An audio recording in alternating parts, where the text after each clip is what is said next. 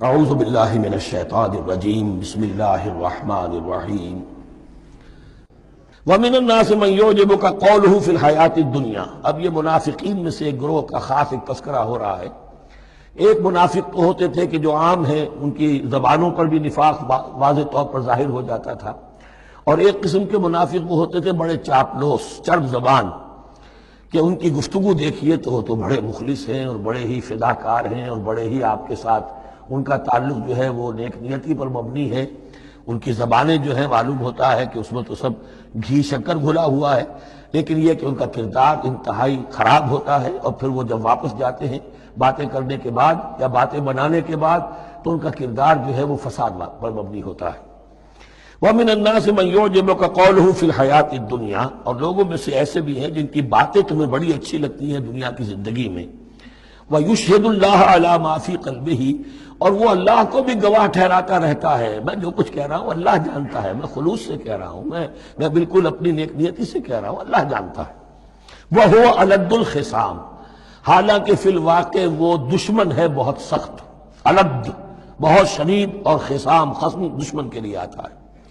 وَإِذَا تَوَلَّى، جب وہ پیٹھ موڑ کے جاتا ہے، سعى فِي الْأَرْضِ، اب وہ زمین میں جو بھاگ دوڑ کرتا ہے، لِيُفْسِدَ فِيهَا، اس میں فساد مچائے، وَيُهْلِكَ الْحَرْثَ وَالنَّسْلَ، اور ہلاک کرے، کہیں کسی کی کھیتی جلا دی، کہیں کسی کا کوئی جانور جو ہے وہ ختم کر دیا، مار دیا۔ وَاللَّهُ لَا يُحِبُّ الْفَسَادَ، اللہ تعالیٰ کو فساد بالکل پسند نہیں ہے۔ وَإِذَا قِيلَ لَهُ اتَّقِ اللَّهَ، جب ایسے شخص سے کہا جاتا ہے کہ تم اللہ کا خوف کرو، اللہ سے ڈرو، تم باتیں ایسی کرتے ہو، عمل تمہارا یہ ہو رہا ہے، سوچو تو صحیح۔ أَخَذَتْهُ الْعِزَّةُ بِالْإِثْمِ، تو اس کو اپنی عزت نفس، جھوٹی عزت نفس گناہ پر اور جما دیتی ہے۔ ایک شخص وہ ہوتا ہے جس سے خطا ہو گئی، غلطی ہو گئی، اس نے اپنی خطا تسلیم کر لی تو اصلاح کر لے گا۔ ایک وہ ہے کہ جو کیسے مان لوں میری غلطی ہے، اس کی جھوٹی انا جو ہے اور جو اس کی جھوٹی عزت نفس ہے وہ اسے اور گناہ کے اوپر چپکا دیتی ہے۔ أخذته العزة بالاسم، اس کو اور اس پر جامد کر دیتی ہے۔ فحسبه جہنم، تو اس کے لیے تو اب کافی ہے جہنم ہی۔ وَلَبِئْسَ الْمِہَادُ، اور یقیناً وہ بہت برا ٹھکانہ ہے۔ روایات میں آتا ہے کہ یہ شخص خاص تھا اخنس ابن شریق، اس کا یہ کردار ہے، لیکن یہ کہ یہ تو یوں سمجھیے کہ شان نزول کے اعتبار سے یہ بات ٹھیک ہے، اور یہ کہ تعویل خاص میں اس کو بھی سامنے رکھیں گے، لیکن یہ وہی ہے، کردار ہے، یہ کردار ہر جگہ آپ کو ملے گا۔ اصل میں کردار کو پہچاننا چاہیے، اور اس کے حوالے سے اللہ تعالیٰ سے ہدایت طلب کرنی چاہیے کہ اس کردار سے اللہ تعالیٰ ہمیں اپنی حفظ ایمان میں رکھے۔ وَمِنَ النَّاسِ مَنْ يَشْرِي نَفْسَهُ ابْتِغَاءَ مَرْضَاتِ اللَّهِ، قرآن کا یہ عام اسلوب ہے کہ تقابل ضرور کرتا ہے، فوری تقابل۔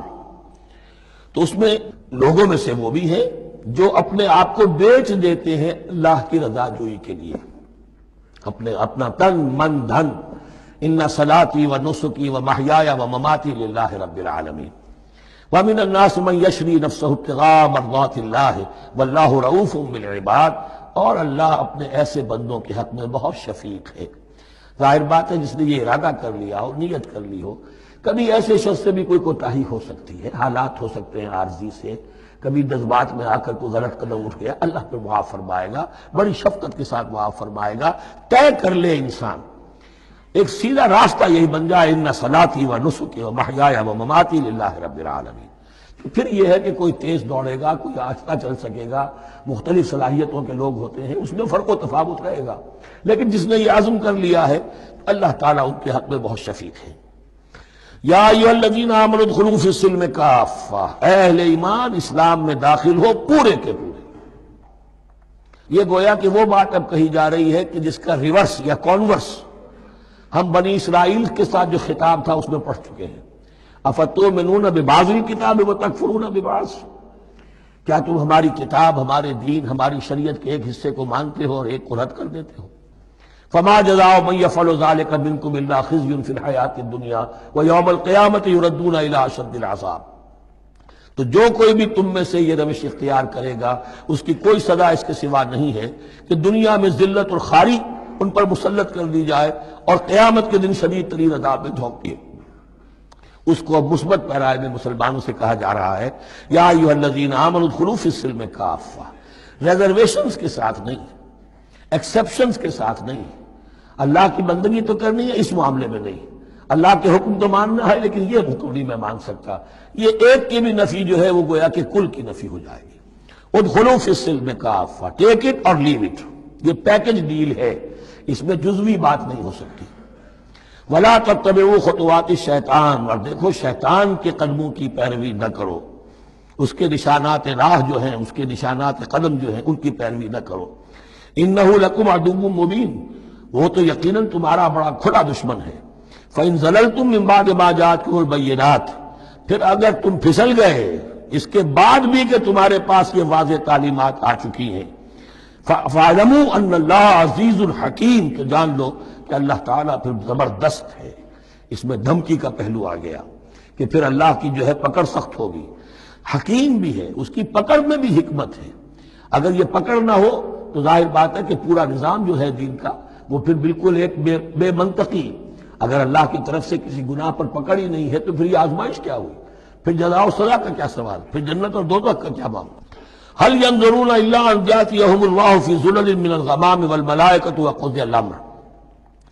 ایک جو نفس انسان کو پٹی پڑھاتا ہے وہ تو یہ ہے کہ دین کا یہ حصہ تو آرام سے کرتے رہو، جو میٹھا وہ حق اور جو کڑوا ہے وہ تو۔